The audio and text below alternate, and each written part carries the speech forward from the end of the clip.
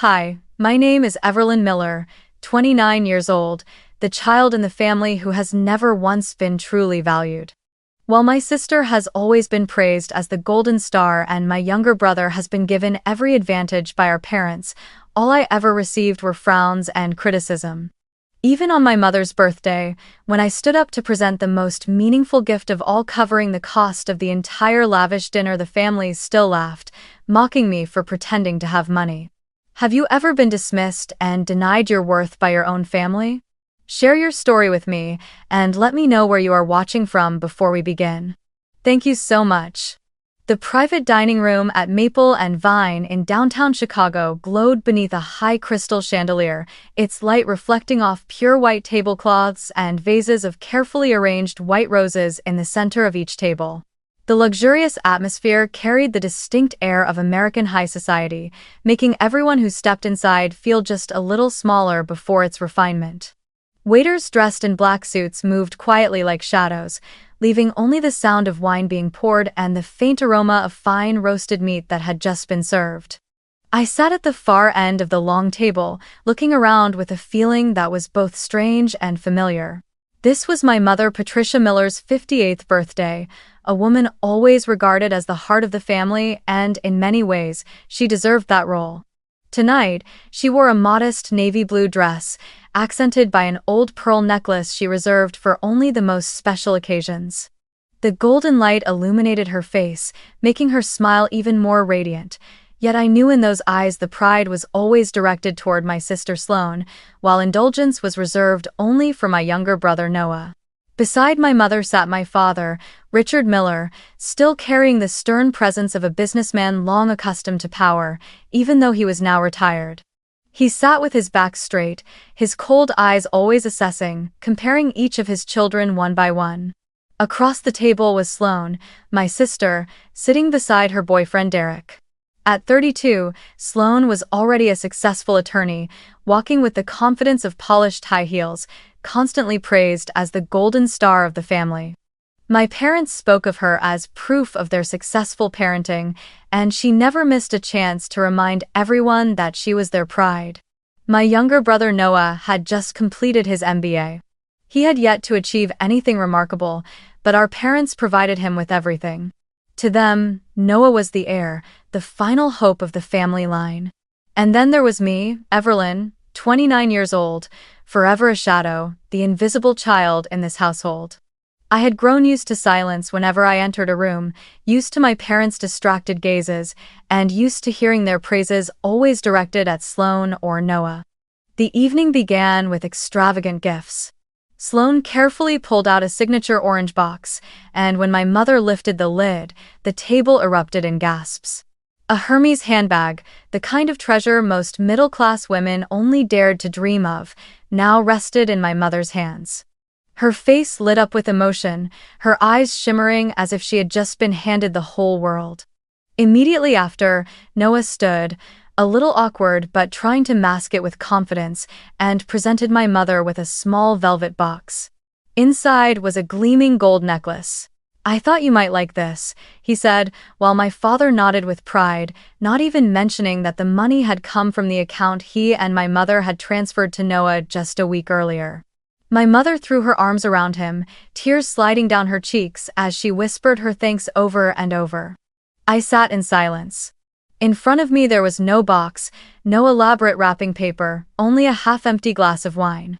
My father frowned, his voice roughened by red wine. "Everlyn, didn't you prepare anything for your mother?" Every gaze at the table turned toward me. I drew in a deep breath, rose to my feet, and spoke in a calm, steady tone. "My gift is this entire evening. I want to cover the whole dinner so that Mom has a truly special memory." The atmosphere froze for a moment. My father's brows knit tighter, his eyes sharp with disbelief as if he could not trust what he had just heard. My mother hesitated, her smile flickering with a mix of joy and worry. "Are you sure? This is a very expensive restaurant," she said softly, as though afraid I might be pushing myself too far. Across the table, Sloane curled her lips into a faint smirk, shooting Derek a glance full of meaning only those certain of victory would dare exchange. Noah leaned back with a crooked grin, his eyes half scornful, half amused, as if waiting for me to humiliate myself. Only the waiter standing nearby nodded politely, his voice warm with respect. "A wonderful gesture, miss." A familiar voice echoed inside me. I knew what would come next. In this family, any effort from me was always treated as a performance, a joke. Yet, despite that, I still wanted to see my mother smile at least once in my life because the gift came from me, not from Sloane or Noah. I raised my glass, joined the chorus of congratulatory laughter, and looked at the flickering candle atop the birthday cake set in the center of the table. But in that moment, I caught Sloane's eyes. She looked at me with a tilted smile, the corner of her mouth curved with contempt. Then, in a steady voice that only I seemed to hear as anything more than casual, she said, "Stop pretending you have money, Everlyn." She did not shout and did not need to make a scene. She simply said it quietly so the whole table could hear. The weight of that sentence struck me like an invisible slap. My heart sank, and my hand trembled so slightly that my wine glass nearly slipped. Noah immediately seized the opening, his tone laced with arrogance like a newly minted prosecutor. "How do you plan to pay for this bill?" he asked, and the table exploded into laughter. Even Derek, whose presence was otherwise irrelevant, smirked in amusement as if watching a trivial performance. The laughter echoed through the private room, bouncing off the polished wood walls and pushing me into a dark corner where every beam of light seemed aimed at exposing my helplessness. My father, the man I had secretly hoped would at least stop this humiliation, merely shook his head, took a sip of his wine, and said flatly, "Everlyn, don't put on a show. This is not the time for theatrics." My mother lowered her eyes, avoiding mine, her voice meant as advice but landing like a verdict. "Sweetheart, you know this restaurant is expensive. Don't make a fuss." In that moment, I realized a glaring truth. No one in my family was on my side. They did not believe me, they had never believed me. And perhaps they never would. I tried to keep my breathing steady so the remaining wine in my glass would not tremble too noticeably. But inside, old memories rose like violent waves crashing onto the shore. I remembered summer afternoons when Sloane would wear a brand new princess dress while I had to wear a worn-out one handed down. I remembered the day Sloane received a car to go to college while I was given a second-hand laptop that had already belonged to Noah. Every gift, every compliment, was directed to them. And I, even though I had won a full scholarship and worked 3 jobs to pay my tuition, was still, in my parents' eyes, merely adequate, never good enough to be called their pride. The laughter around me began to blur, mixing with memories of my father's clipped remarks. "Sloane is the role model to follow." Or the time Noah passed a small exam and my mother threw a celebration, while when I won a national award I received only a perfunctory congratulations. When did my presence become a joke, a void everyone casually filled with contempt? I looked straight at Sloane. She sat there, immaculate in a precisely tailored black dress, her eyes shining with satisfaction. That look was exactly the same as when I was in high school when she was the star on stage and I was the one packing up the props behind the scenes. I wanted to say something, to argue back, but my throat felt strangled. I had spent my childhood with this feeling stripped of a voice, forced into silence to keep the family peace. Part of me wanted to stand up, leave the table, and walk away from it all. But another part screamed, "No, not this time." I would not let them make me a laughingstock again.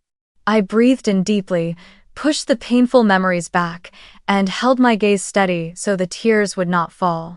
My inner voice whispered, "They think I am pretending, they think I am not enough. But I know the truth. And that truth is about to speak for itself." The room buzzed with laughter around the table, but to me it felt like a distant echo, empty and meaningless. I sat still, my hand resting lightly on the leather wallet beside my chair, the one thing tucked inside that would change the color of this entire evening. I knew then that the real battle was only just beginning. Laughter had barely died down when Derek, Sloane's boyfriend, leaned toward me. He wore a light gray plaid suit and a neatly tied blue tie, his face the confident expression of someone accustomed to numbers and power. As a senior banker, Derek carried the arrogance his profession afforded. He tapped his fingers lightly on the table, his eyes skimming me as if assessing a suspicious credit file. If you really have the money, Evelyn, show everyone your account, or are you just putting on a play whose ending everyone already knows? Those words landed like another blade added to the contempt already filling the room. I heard Noah snort, his voice pouring gasoline on the fire. Or are you planning to pay with coupons? In MBA, we call that creative financing. The table broke into scattered laughter again, mixed with looks of glee. My father quietly adjusted his jacket, saying nothing, but his eyes clearly agreed with Derek. My mother, instead of putting an end to the taunting, only sighed softly, as if she had grown used to me being the target of ridicule. I sat still, my back straight, my gaze fixed on Derek. Childhood memories surged back, the times I was made to explain a small shopping bill while Sloane and Noah were never questioned. The need to prove my worth to my family had been etched into me. But this time I did not want to speak much. I was tired of defending myself with words. Instead, I chose to act. I slowly opened my leather wallet and pulled out a black titanium card, heavy in the hand and sharp along the edges. The light from the chandelier glinted off the metal surface, and for a brief moment, the entire table stilled. No explanations, no defenses. I simply handed the Amex Centurion black card to the waiter standing nearby. Charge the entire dinner to me. My voice was calm, not raised nor lowered, just steady enough for the whole room to hear. The atmosphere shifted instantly, the earlier noise collapsing into tense silence. I could feel every pair of eyes locked onto the card now resting in the waiter's hand. The quiet was so sharp I could even hear the faint clink of a wine glass being set down on the wooden table. Derek blinked, his earlier confidence faltering for a second before he regained composure with a thin smile. He shrugged, feigning expertise. A black card? You can buy one off eBay these days. A few $1,000s and you've got yourself a replica to show off. That. Sloane laughed, tilting her head against Derek's shoulder, her voice dripping with mockery. Exactly. Remember last year when the papers reported on those kids renting black cards to scam fancy restaurants? Maybe Evelyn picked up the same trick. Her lips curved in a sly smile, as though she already held the winning hand. Noah straightened in his chair, resting his arm on the table, and added another bitter jab. Let's hope the POS machine here doesn't catch you trying to use a fake card. My father only shook his head slightly, his eyes heavy with disappointment. My mother remained silent, though unease flickered clearly in her gaze. I did not argue. I had no need to say another word. I glanced at the waiter, who hesitated briefly with the card in his hand before nodding and quickly leaving the room. In that instant, every eye turned toward me, as though this were a secret courtroom awaiting its verdict. I could hear my heartbeat, steady yet weighted, pulsing against the tense silence that now filled the lavish room. Inside, I knew this was no longer about paying for a meal. This was a test, an opportunity to prove that I was no longer the invisible Evelyn of the past. Yet, at the same time, I understood something deeper. Whether the card was accepted or not, they would still find a way to belittle me. They always had, and perhaps they always would. But this time, at least, I would let the truth reveal itself instead of running away. A moment later, the dining room door opened quietly and the waiter stepped inside. His face was tense, his voice lowered as if afraid to disturb the formality of the dinner, yet his words rang clearly in the silence that had swallowed the room. I'm sorry, the card could not be processed. Albert. In that instant, I felt the space around me tighten, as though every crystal chandelier above had focused its light directly onto me. Time seemed to pause for several seconds before explosive laughter erupted across the room.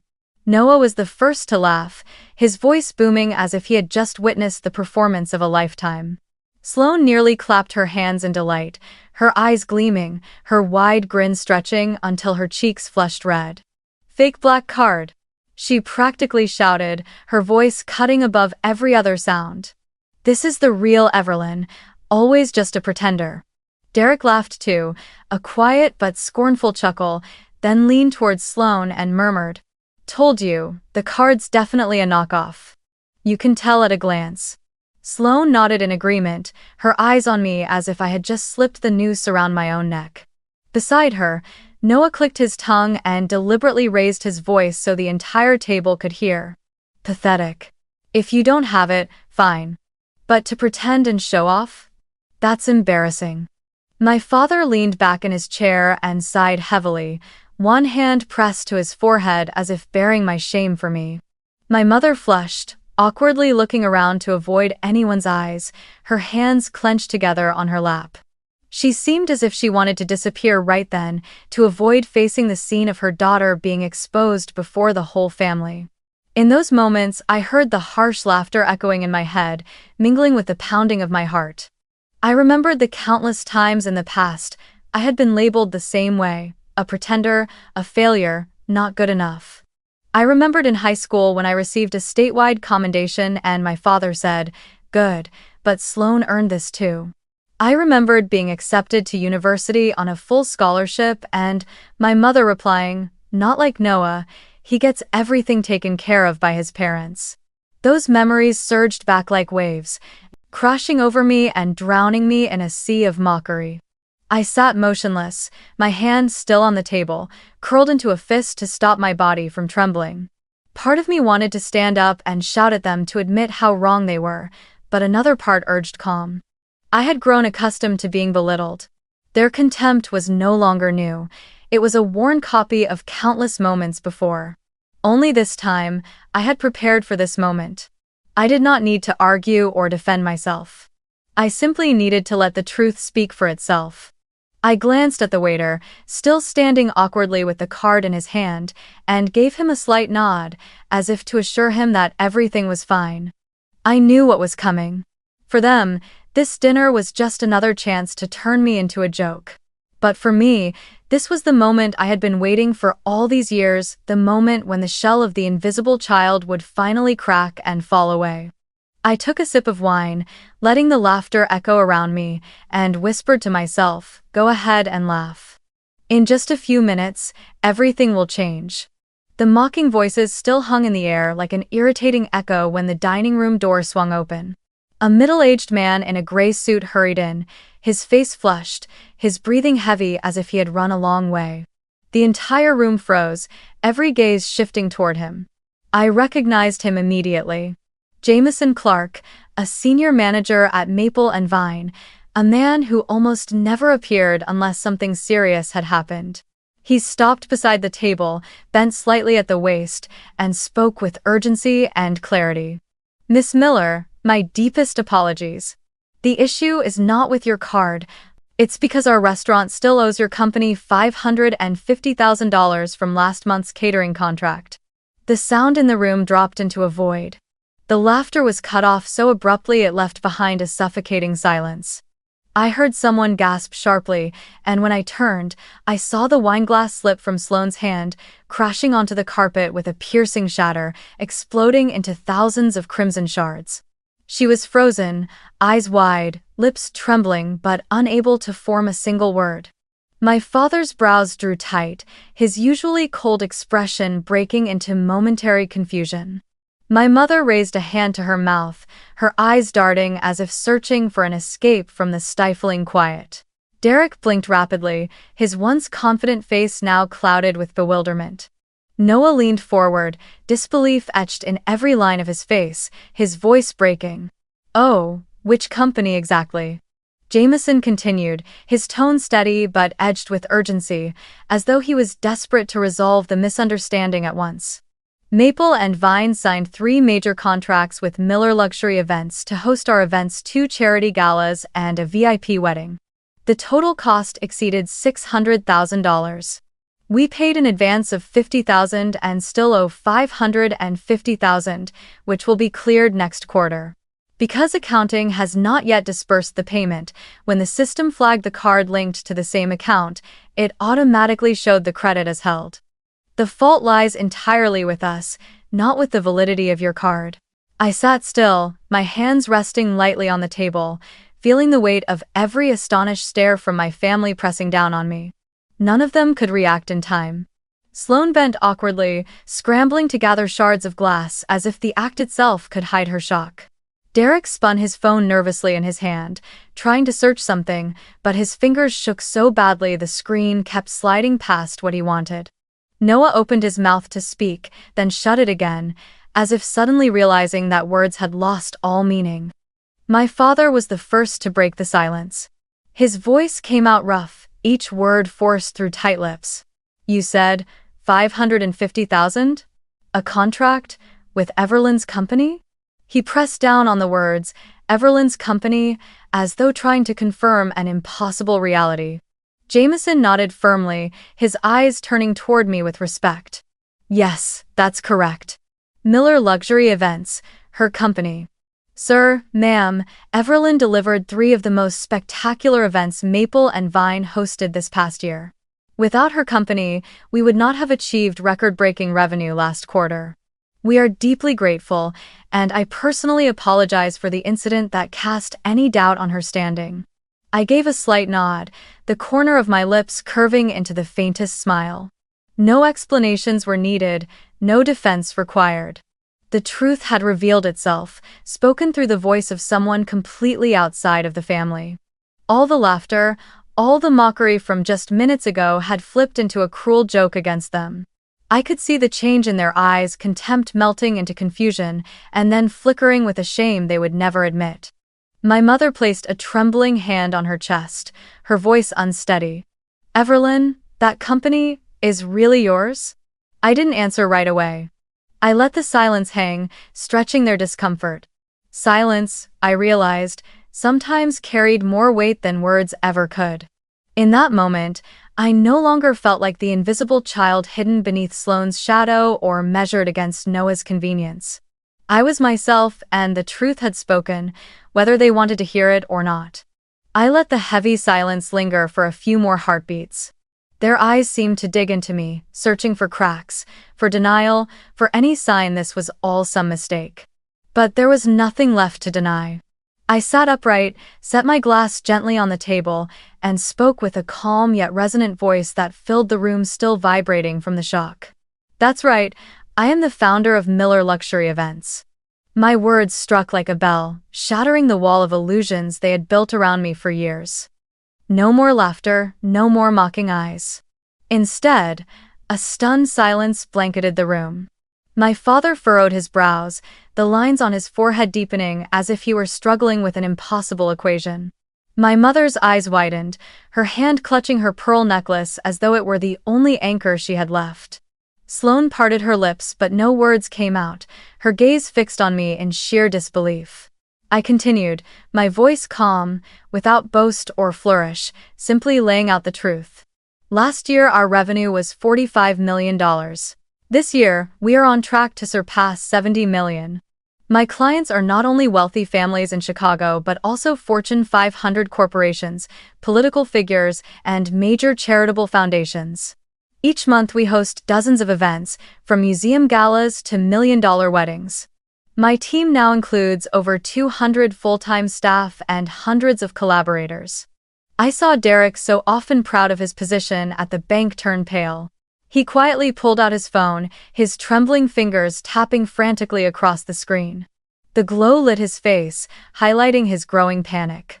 Then I heard him mutter, his voice shaky but loud enough for the table to catch.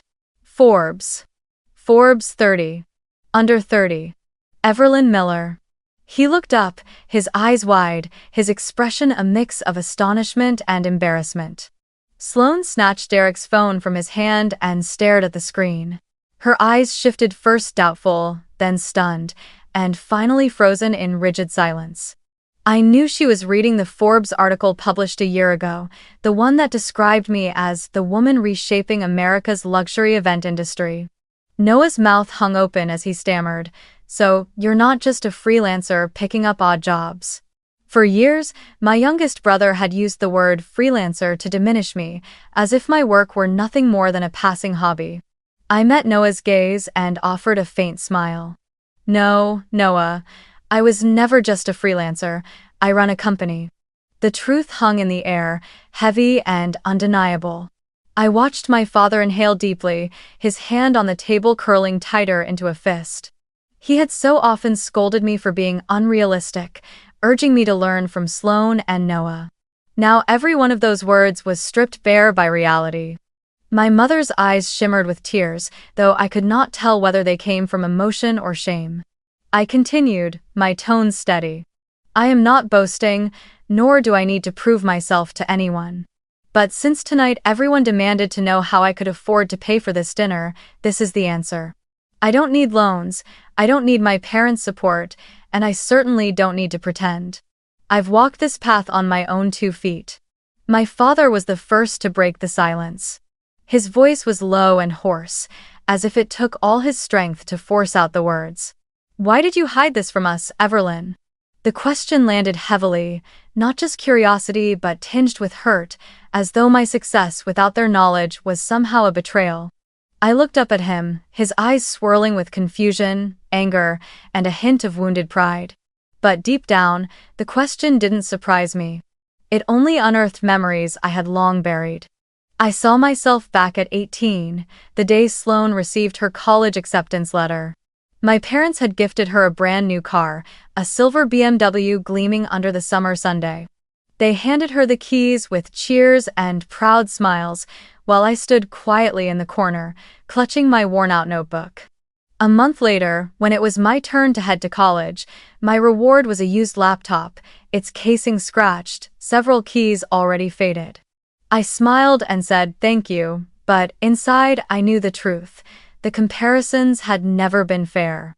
Then came Noah's turn. When my brother received his MBA acceptance letter, my parents covered his entire tuition, signed the checks in advance, and even promised to support his housing and car expenses. I can still hear my father's proud voice that day. You are the future of this family, Noah. You will carry it all. And me? I scraped together every cent of my tuition through scholarships and late-night shifts at the library. There were nights I fell asleep on the desk, teeth clenched, forcing myself to endure just so I wouldn't have to hear that familiar line again. If you were as good as Sloane, you wouldn't have to struggle like this. I turned back to my father, my voice calm but cutting.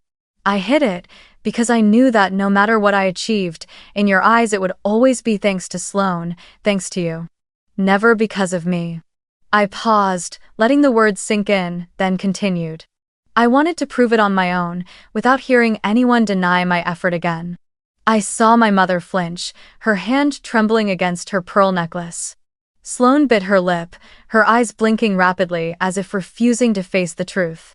Noah stammered, starting to speak but closing his mouth quickly, his gaze dropping to the table. Derek looked at me, his eyes, for the first time, absent of mockery, replaced instead with something resembling respect. In my mind, it played like a film rewinding. Family dinners where I sat in silence while my parents showered Sloane with endless praise, lavish vacations where Noah always had a place, while I stayed behind to work extra shifts. The times I wanted to share small victories, only to hear the same reply, good, but not as good as your sister. Those wounds never healed with time. They simply lay dormant, waiting for the moment to burst open. And today, in this very room, under the stunned eyes of everyone present, I finally let them be spoken. I don't need recognition to boast, I said, my voice low but firm. I need it for myself. Because for all these years, I have been treated like a shadow. If I succeeded, it was credited to someone else. If I failed, it was called my true nature. So I chose silence. I chose to let my work and my results speak for me. Right. I sat still, took a deep breath, and began to speak, my tone as calm as if I were reading a report, though each word landed on the dinner table with the weight of stone. Last year, my company organized the fundraising gala for the Art Institute of Chicago. We built an entire indoor garden inside a glass conservatory, with lighting designed so that every frame looked like an impressionist painting. In one night, the donations surpassed $12 million, and the entire board of directors sent me personal letters of thanks. I saw my father blink, the lines around his eyes deepening, but he said nothing. I went on, my gaze fixed on Sloane. It was also my team and I who designed $1 million wedding in Miami, where the bride descended a staircase draped in white orchids, and the groom was one of the top hedge fund directors. That event was featured in both Vogue and Harper's Bazaar. What you once called a delusion has been documented across dozens of major publications. I paused, sipped my wine, and let the words settle into the silence. My mother covered her mouth, her eyes shimmering, torn between pride and shame. Derek stared down at the table, his tongue tied, no trace of mockery left. Noah sat stiffly, gripping his glass so tightly that his knuckles turned white. And Sloane, the sister who had never once looked at me as an equal, was now frozen in place. She whispered, her voice so faint it barely carried across the table. "I was wrong. All my life I thought you were just chasing illusions." I turned to meet her eyes, no longer with anger, only with calm. "What you call an illusion," I replied, "is my real life." The room fell silent, as if the very air was holding its breath. My father tapped his fingers lightly against the table, and for the first time his gaze lingered on me, not to judge, but to truly look. In that look, I saw a strange mixture: surprise, something close to pride, and, beneath it all, a heavy layer of guilt. He gave a small, wordless nod. My mother exhaled softly, her eyes brimming, as if she wanted to speak but couldn't bring herself to do it. I sat there, keeping my distance. I didn't reach for their pride, nor did I offer forgiveness. Deep down, I knew favoritism would not vanish overnight. Sloane would still be the golden star in their eyes. Noah would still be the indulged youngest son. And me, even after proving I was strong enough to build an empire on my own in this family, I would still be the one forced to carve out my own place. But the difference was this: I no longer needed their validation. I looked around the table and saw faces transforming from contempt to astonishment, from confusion to shame. They were looking at me in an entirely new way, and I knew then the power had shifted. Not because I had taken their seat, but because I had stepped out of the small circle they once tried to confine me to. Inside me, a steady voice rose. "This is the moment I've been waiting for, not to take revenge, but to remind myself that I am strong enough to stand on my own, whether they believe it or not." I lifted my head, held onto a faint smile, and stayed silent, letting the truth continue to echo in their minds. When the tension in the room finally eased, loosened by the weight of those last words, I set my glass down and looked around. Every eye was still on me, but this time no longer with contempt. There was confusion, respect, and even a trace of regret. I took a deep breath, then smiled, my voice calm but carrying clearly across the room. "Since today is Mom's birthday, I want to share one more thing. I've already planned your 40th wedding anniversary. It will be more spectacular than any event I've ever organized. I want you both to have a day truly worthy of you." The room paused for a heartbeat before breaking into gasps of surprise. My mother raised her hand to her mouth, her eyes shimmering with tears. My father straightened in his chair, his gaze trembling, and for the first time I saw him unable to mask his emotions. Noah looked up at me, his face a mixture of astonishment and unease, while Sloane sat in silence, her eyes darkened, unable to conceal the shake in her composure. "Everlyn," my mother whispered, her voice trembling as if carried on a breath, "you truly thought about this?" I nodded calmly. "I've already reserved the New York Botanical Garden, beneath chandeliers draped with thousands of flowers. A symphony orchestra will play throughout the evening, and the guests will be people you've cherished your whole lives. I want that day to become a memory you can never forget." My mother broke into tears, wrapping her arms around my father. He didn't cry, but I saw his hand trembling as it rested on her back. It was one of those rare moments when he let his vulnerability show. Derek exhaled softly, muttering under his breath, "Unbelievable."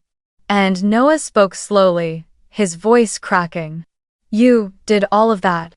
But inside me, the quiet was of a different kind. I knew very well that no matter how magnificent a celebration I created for my parents, they would still praise Sloane more, still look at Noah with indulgent eyes. Favoritism doesn't disappear in a single dramatic moment. It seeps into every thought, every habit, every word they speak. I had no illusions that I had changed everything. I lifted my glass with a smile, joining the others. For Mom, for Dad, and for 40 years together. Around the table, every hand raised a glass. The delicate chime of crystal rang out, mingling with the shimmer of wine beneath the golden lights. In that moment, we looked like a united family, a perfect picture. But only I knew that behind the curtain, cracks still remained, ones that could never truly be erased. I sat there, sipping quietly, watching the candlelight reflected in my mother's eyes. She was moved, my father silent but deep in thought. Noah tried to appear closer, more attentive, while Sloane forced a faint smile, her shame hidden under a mask of pride. I smiled back at them all, but inside, I whispered to myself, I've done what I needed to do. I've given, I've stood tall, and I've understood one truth: I don't need to wait for them to change to be free. The toasts echoed again, glasses clinking once more. The dinner ended with smiles, but beneath those smiles I still heard it, the faint, quiet sound of cracks that would never fully heal. That night, after leaving Maple and Vine, I drove along the quiet streets of Chicago. The pale yellow glow of the streetlights spilled across the windshield, reflecting my face half composed, half weary. I didn't head straight back to my apartment but let the car drift along its familiar path. Then, as if pulled by an invisible thread, I turned down a narrow street leading to the house of my childhood, the place where I grew up, the place where the first wounds had been carved deep. The house still stood there, a two-story home painted white, encircled by a low wooden fence, its second-floor windows glowing with warm light. Everything looked so familiar I could almost hear the faint footsteps of children echoing from the past. I parked on the opposite side of the street and sat quietly, my hands resting on the wheel. Memories flooded back, vivid as if they had happened only yesterday. I remembered my mother's sweet yet biased voice each time I held onto a toy or fought for a chance. Evelyn, give it to Sloane. You're the older sister, you must sacrifice. I remembered my father's stern eyes when speaking about the future. Noah is the one who will carry this family. Don't fool yourself with illusions. Those words repeated over and over, embedding themselves in me, planting the belief that I would never be enough. I grew up lacking not in material things, but in recognition. And that absence, I carried through my youth, right up to this very day. I sighed, my gaze fixed on the window where I used to sit late at night, studying under the dim glow of a desk lamp, while laughter drifted from the living room where Sloane flaunted her awards and Noah basked in our parents' praise. A simple, bitter truth struck me. Even though I now ran a company worth tens of millions, even though I could pay for the most lavish dinners, no amount of financial success would ever fill the wound left by emotional neglect. The lack of love and acknowledgement from my family had carved a hollow space nothing else could replace. The car trembled slightly as I leaned onto the steering wheel, closing my eyes and letting the tears fall freely, without restraint. I wasn't crying for them. I was crying for the 18-year-old girl who once left this house quietly with nothing but an old backpack, for the nights I studied and worked to pay tuition, for the moments I longed to share joy but was met only with comparisons. Those tears were not weakness. They were release. I knew what I needed to do. I could no longer chase after my parents' approval, nor allow them to keep defining my worth. I needed to heal not with numbers, but by turning inward, by learning how to value myself.